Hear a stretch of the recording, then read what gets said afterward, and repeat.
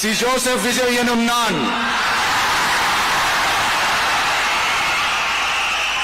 தமிழ்நாட்டு அரசின் முதலமைச்சர் என்ற முறையில்